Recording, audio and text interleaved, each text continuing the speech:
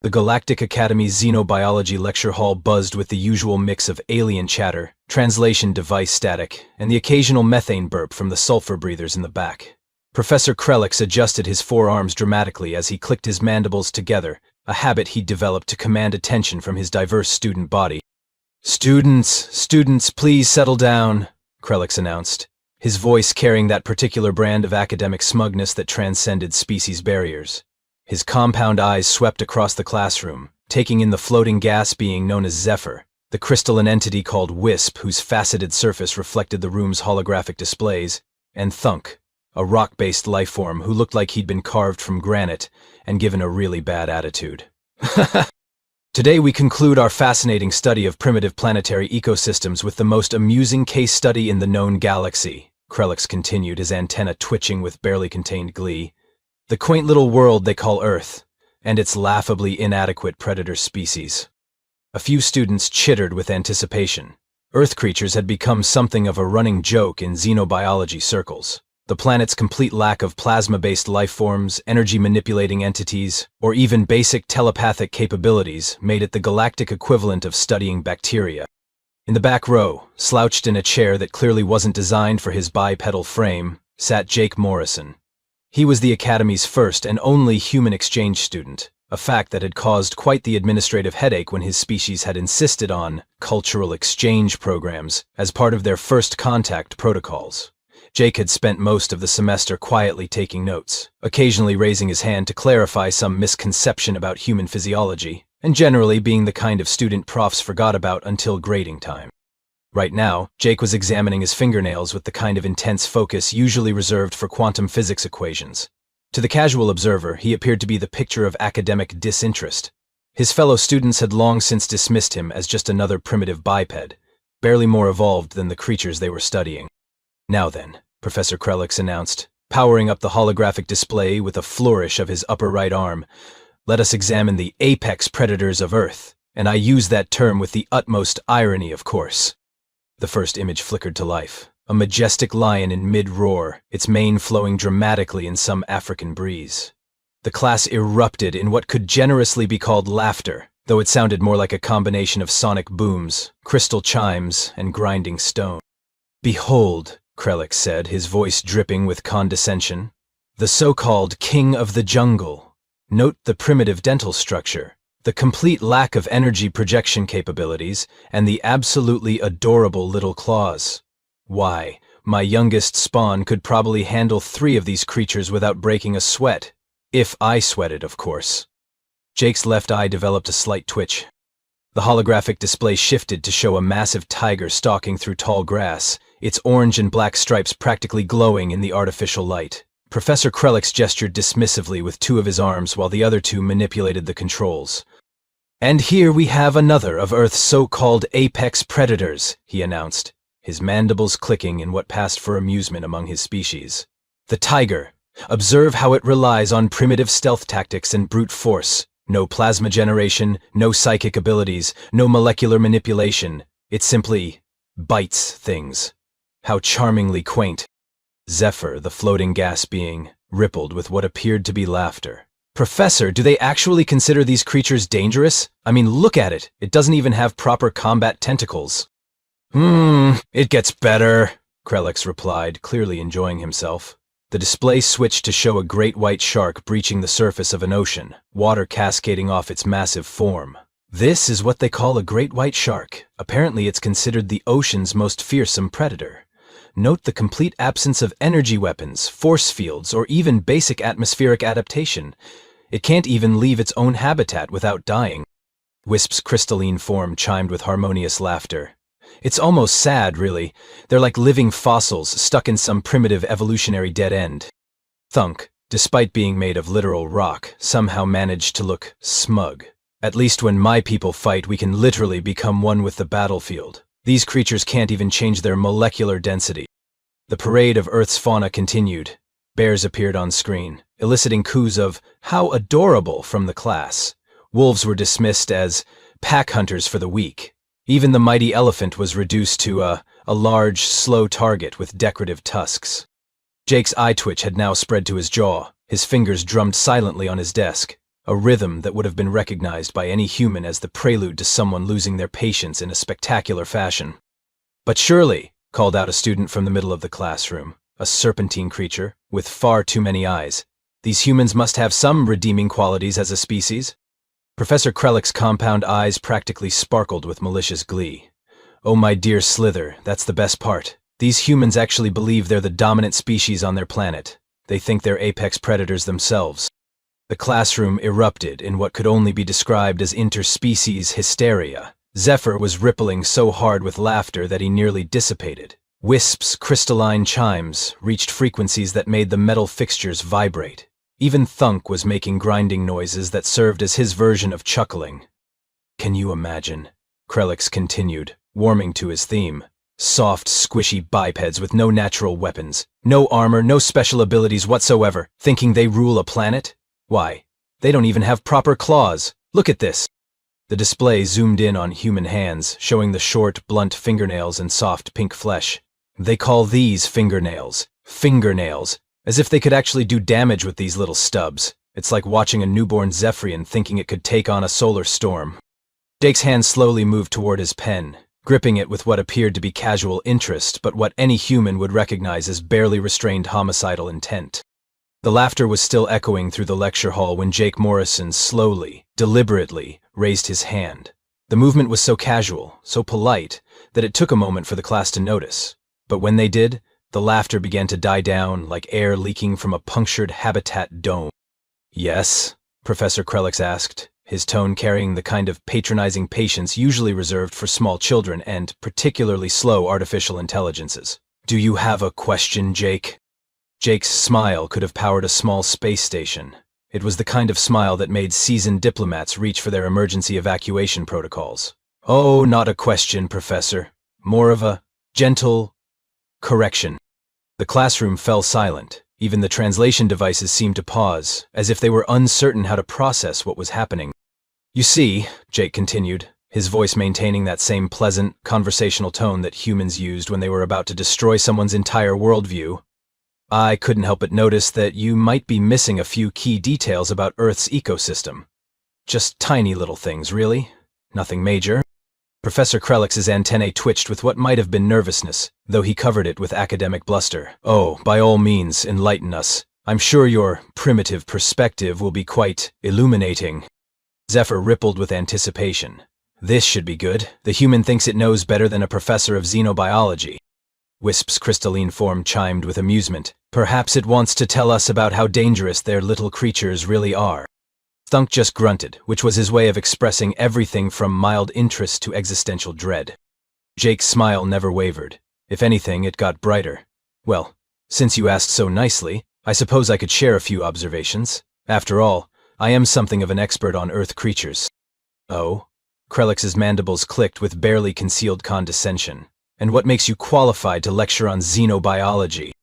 Jake tilted his head slightly, like a predator sizing up prey. "Well, Professor, I've spent my entire life surrounded by Earth's most dangerous creatures. I've studied them, lived with them, competed with them. I've seen what they're capable of when they're really motivated." The classroom was now completely silent. Even the background hum of the life support system seemed to have quieted, as if the station itself was holding its breath.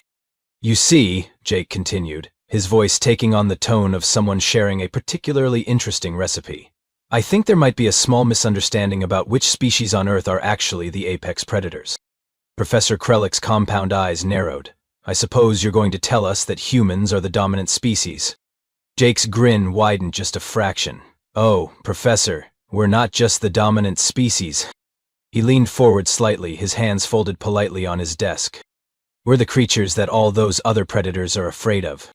The silence in the classroom was so complete that Jake could hear Wisp's crystalline structure resonating with nervous frequency. He stood up slowly, casually, like he was about to give a presentation on quarterly trade statistics rather than rewrite everything these aliens thought they knew about Earth. "Mind if I borrow your display, Professor?" Jake asked, his tone so polite it was practically radioactive. "I think a visual aid might help." Professor Krellix nodded mutely, his forearms fumbling with the controls as Jake walked to the front of the class. The human moved with an easy, relaxed gait that somehow made everyone in the room acutely aware of their own mortality. So, let's start with something simple, Jake said, pulling up an image of a human marathon runner. This is what we call persistence hunting. You know, that adorable little hobby where humans chase animals until they literally drop dead from exhaustion. He clicked to another image showing ancient humans tracking across a savanna. See, while those big scary predators you were laughing at earlier, they're sprinters. Lions can run fast, but only for short distances. After that, they're done. They need to rest, recover, cool down. Jake's smile never wavered as he continued. Humans, on the other hand, are like those horror movie monsters that just keep coming, and coming, and coming. We don't stop. We don't get tired. We just keep moving until whatever we're chasing collapses from pure exhaustion. Zephyr's gaseous form had stopped rippling entirely. But surely that's not... they can't actually... Oh, but we can, Jake said cheerfully. In fact, we're so good at it that we accidentally drove most of the megafauna on our planet to extinction just by being really, really persistent. Woolly mammoths, giant ground sloths, cave bears that were twice the size of modern bears. Gone. All of them. Because humans just wouldn't stop hunting them. The display shifted to show a human rock climber scaling a sheer cliff face. And that's just our endurance. Let's talk about pain tolerance, shall we? Humans have this fascinating little feature called adrenaline. When we're threatened, our bodies dump chemicals that let us ignore injuries that would incapacitate most species. Professor Krelix's mandibles had stopped clicking entirely. That's not possible. No species can simply ignore physical damage. Oh, but we can, Jake said, his voice taking on the tone of someone discussing the weather. We have documented cases of humans continuing to function with broken bones, severe lacerations, even missing limbs. There's a human phrase for it, fight or flight, though to be honest, we mostly just fight. He clicked to another image, a human mother lifting a car off her trapped child. This is what happens when a human gets really motivated. We call it hysterical strength. Normal human limitations just disappear. Suddenly, that soft, squishy biped can lift several times its own body weight. The musculature doesn't change, the skeleton doesn't adapt. We just decide that physics are more of a suggestion than a law. Thunk, despite being made of actual rock, somehow managed to look pale. But that's not scientifically possible. Neither is half the stuff humans do, Jake replied with a shrug. We're really not big fans of the word impossible. We tend to take it as a personal challenge. There's another phrase for that, hold my beer. It's usually followed by someone doing something so spectacularly stupid and dangerous that it becomes legendary. The display showed images of humans doing extreme sports, base jumping, free climbing, wingsuit flying. See, most species evolve to avoid danger. Humans evolve to find it entertaining. We literally pay money to jump out of perfectly functional aircraft, to climb mountains that are actively trying to kill us, to swim with those sharks you were making fun of earlier. Jake's grin widened as he watched the growing horror on his classmates' faces. But here's where it gets really interesting. All those nice, safe predators you were laughing at? They have one major weakness. They're predictable. They follow instinct, territory, feeding patterns. Humans? We're creative. He pulled up an image of a medieval battlefield. This is what happens when humans get bored with the whole natural weapons thing. We make our own. Started with rocks and sticks, moved on to swords and arrows, eventually got to the point where we could eliminate entire cities without even being in the same hemisphere. The classroom was now completely silent except for the nervous humming of various life support systems, and what sounded like Wisp having a crystalline panic attack. But wait, Jake continued, his voice bright with enthusiasm. It gets better.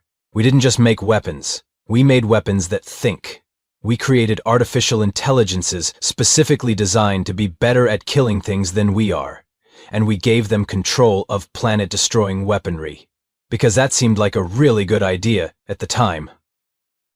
Professor Krelix's compound eyes were now the size of dinner plates. You're telling me that humans create artificial predators? Oh, Professor, Jake said, his smile reaching levels that should have required a permit. We didn't just create artificial predators. We created artificial predators, and then taught them to be more human. You know what the really scary part is? They're actually less violent than we are. Jake paused for a moment, letting that sink in while he pulled up a new image on the display. It showed a map of Australia, looking deceptively peaceful from orbit. Now, before we continue, Jake said with the casual air of someone about to discuss gardening techniques, I should probably mention that everything I've told you so far is what we consider normal human behavior. But Earth, being the overachiever that it is, decided to create special zones where the difficulty level gets cranked up to 11. He gestured to the map. This is Australia. We like to call it the continent where evolution got really creative with the whole murder everything concept. It's where we send humans to vacation when regular Earth isn't trying hard enough to kill them. The display shifted to show various Australian fauna.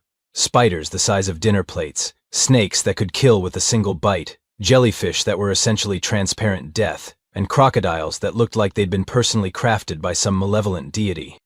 See, most planets have one or two apex predators, Jake continued conversationally. Australia decided that was amateur hour. They've got deadly spiders hiding in toilets, snakes that can kill you from 50 feet away, birds that can disembowel you with their feet, and fish that are so toxic that touching them can stop your heart. And that's just the cute stuff. Zephyr had compressed himself into the smallest possible form, which for a gas being was quite an achievement. But surely the humans avoid these areas. Jake's laugh was perhaps the most terrifying sound any of them had ever heard, mainly because it was so genuinely amused. Oh, Zephyr, you sweet, innocent cloud of methane. Humans don't avoid Australia. We colonized it. We turned it into a tourist destination. We have barbecues there. The display showed images of humans casually handling various deadly creatures. Someone holding a massive huntsman spider, another person swimming with sharks, a third calmly relocating a venomous snake with their bare hands. This brings me to another fascinating aspect of human psychology, Jake said, clicking to a new image of a honey badger in action. We have this weird habit of looking at the most dangerous, psychotically aggressive creatures on our planet and thinking, you know what? I bet I could make friends with that. The honey badger on screen was shown tearing apart a beehive while completely ignoring the thousands of stings it was receiving. This little guy is called a honey badger. It's about the size of a small dog, and it regularly fights lions, leopards, and venomous snakes. It's been documented attacking creatures 50 times its size just because it was having a bad day. And you know what humans did when we discovered it? Professor Krelix was now making small whimpering sounds. I'm afraid to ask. We made it our spirit animal, Jake said with obvious pride. We created an entire internet subculture around the phrase honey badger don't care. We turned a psychotic murder machine into a meme. The display shifted to show a flock of geese.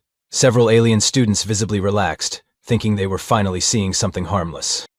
Oh, and these are geese, Jake said casually. They're herbivores mostly, completely harmless looking, right? Wrong. Geese are proof that Earth's ecosystem has a sense of humor. They're territorial, aggressive, and have absolutely no fear of creatures 100 times their size. They will attack humans, cars, aircraft, and pretty much anything that looks at them wrong. We have documented cases of geese shutting down airports. He clicked to another image, showing a massive hippo with its mouth wide open. Speaking of deceptively dangerous, meet the hippopotamus. Looks like a big friendly water cow, right? It's actually one of the most dangerous animals in Africa. It kills more humans per year than lions, leopards, and crocodiles combined. And you know what the really fun part is? It's a herbivore. It doesn't even want to eat you. It just wants to crush you into paste because you had the audacity to exist in its general vicinity. The classroom was now filled with the sound of various species hyperventilating, or whatever the equivalent was for beings who didn't technically breathe. But here's where it gets really interesting, Jake continued, his enthusiasm genuinely infectious in the most horrifying way possible. Humans looked at all these incredibly dangerous predators and thought, you know what would be fun? Let's take the most dangerous ones and turn them into pets. The display showed the progression from wolf to various dog breeds.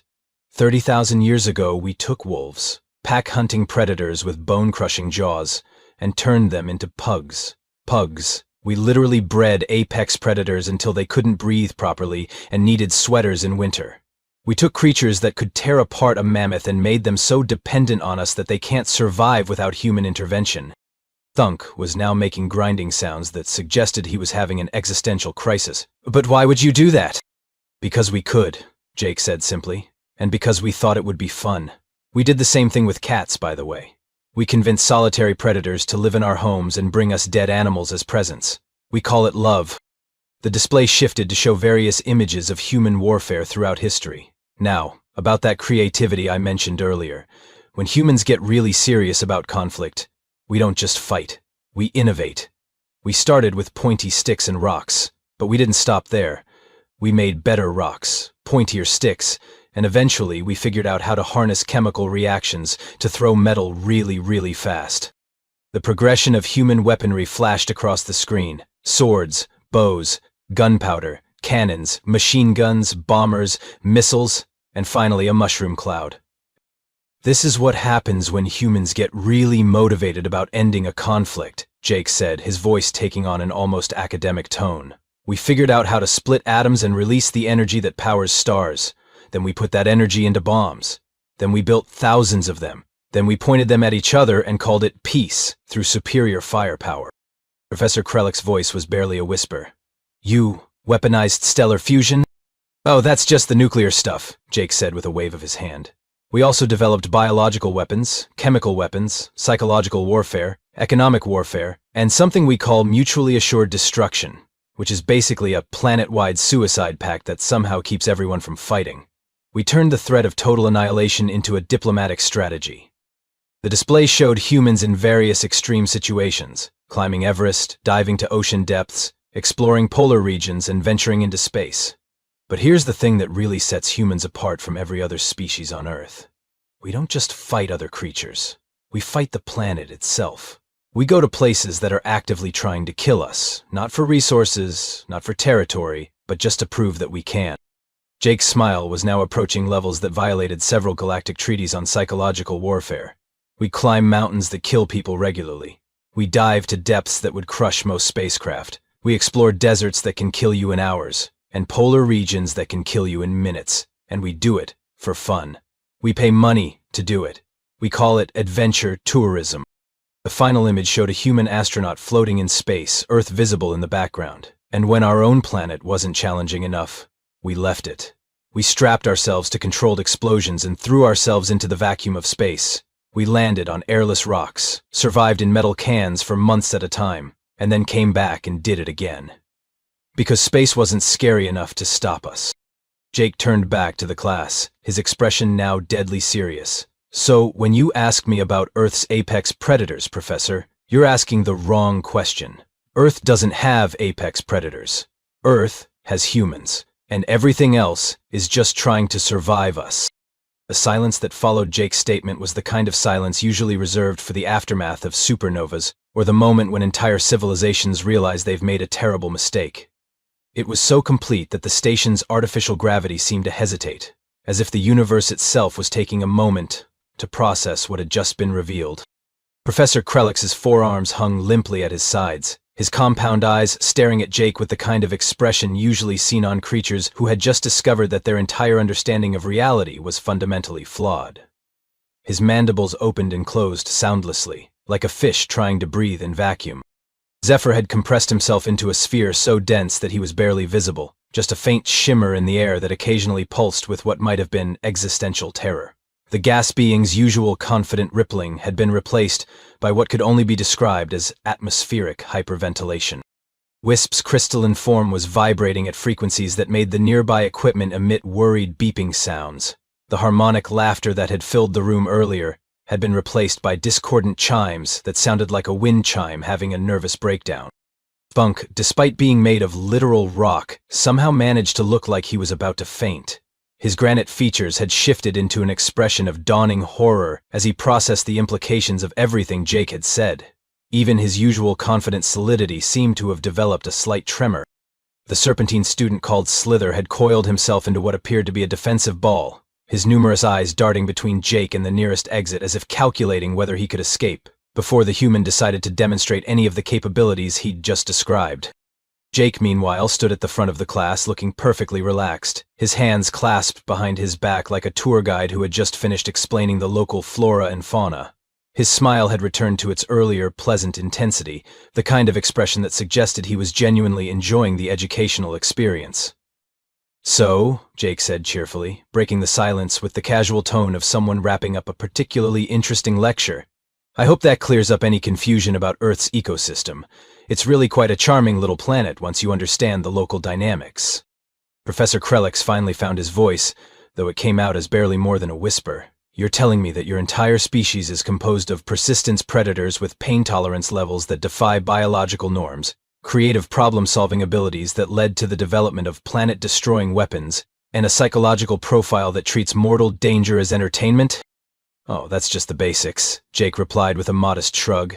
I didn't even get into the really interesting stuff, like how we've domesticated microorganisms to make our food taste better, or how we've learned to transplant organs between individuals, or how we've developed recreational drugs that literally rewire our brain chemistry for fun.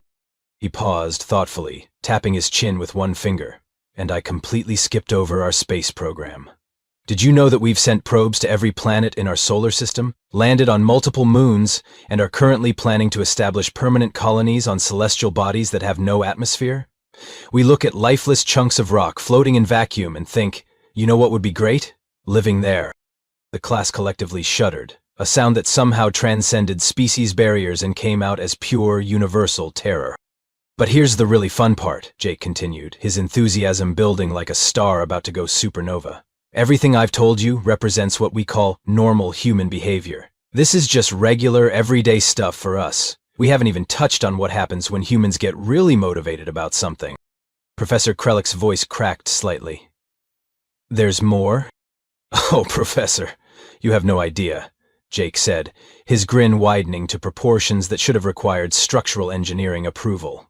Wait until you hear about our music. We've developed acoustic frequencies that can trigger emotional responses so powerful they can cause physical symptoms. We call it the blues, and we invented it because we thought regular sadness wasn't intense enough. He clicked the display to show images of human athletes performing impossible feats. Or our sports. We've turned physical competition into an art form. We have events where humans throw themselves through the air, crash into each other at high velocities, and perform feats of strength and endurance that push the limits of what our biology should allow. And we do it for fun. We sell tickets. The display shifted to show human art, architecture, and literature. We've created entire languages just to express concepts that didn't exist before. We've built structures that reach toward the sky for no practical reason other than to prove we could.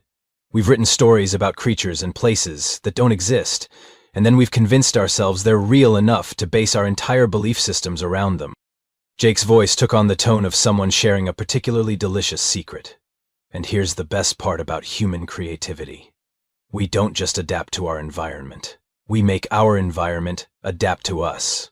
We've reshaped entire landscapes, redirected rivers, created lakes where none existed, and turned deserts into gardens. We look at the natural world and treat it like a rough draft that needs editing. The silence that followed this revelation was so profound that several students appeared to be questioning their own existence. Professor Krellick's compound eyes had glazed over with the 1,000-yard stare of someone who had seen too much. Now, Jake said, clapping his hands together with the enthusiasm of someone who had just solved a particularly challenging puzzle. I hope this has been educational for everyone. It's always fun to share a bit about the old home planet. He turned to Professor Krellick with that same bright, helpful smile. Professor, I was thinking, if you'd like to revise your curriculum, I'd be happy to guest lecture on some other aspects of human culture. We could cover extreme sports, which is basically our systematic approach to finding new ways to almost die for entertainment. Or maybe human cuisine, which involves deliberately consuming substances that cause pain because we enjoy the sensation. Professor Krellick's voice came out as a strangled whisper. I think we might need to reconsider our entire approach to xenobiology. Well, that's probably a good idea, Jake agreed cheerfully. I noticed your syllabus has us listed under primitive bipedal species. You might want to update that to something like apex predators, handle with extreme caution, or maybe do not provoke under any circumstances. He paused, as if struck by a sudden thought. Actually, you know what might be fun? I could arrange for some of my classmates back on Earth to send some videos of what they consider normal weekend activities. Nothing too extreme, just some basic rock climbing, cave diving, maybe some footage from our extreme weather sports. You know, the kind of thing we do when we're bored. The collective intake of breath from the class created a small atmospheric disturbance that triggered the ventilation system's emergency protocols. But for now, Jake said, gathering his notes with the casual efficiency of someone who had just delivered a routine presentation, I think we've covered enough material for one day. Although, I do have one tiny suggestion for next semester's curriculum. He looked around the room at the sea of terrified faces, his expression as innocent as a supernova pretending to be a birthday candle. You might want to consider adding a course on peaceful herbivore studies. I hear it's much less stressful than trying to understand apex predators. As Jake walked back to his seat, The only sound in the room was the soft whisper of air circulation and what might have been Professor Krelix quietly updating his lesson plans to focus exclusively on the mating habits of non-sentient algae. The human settled back into his chair with the satisfied expression of someone who had just helped his classmates achieve a better understanding of the universe and their place in it. It was, he reflected, exactly the kind of educational experience that made interspecies cultural exchange such a rewarding endeavor. After all, it was always nice to make new friends.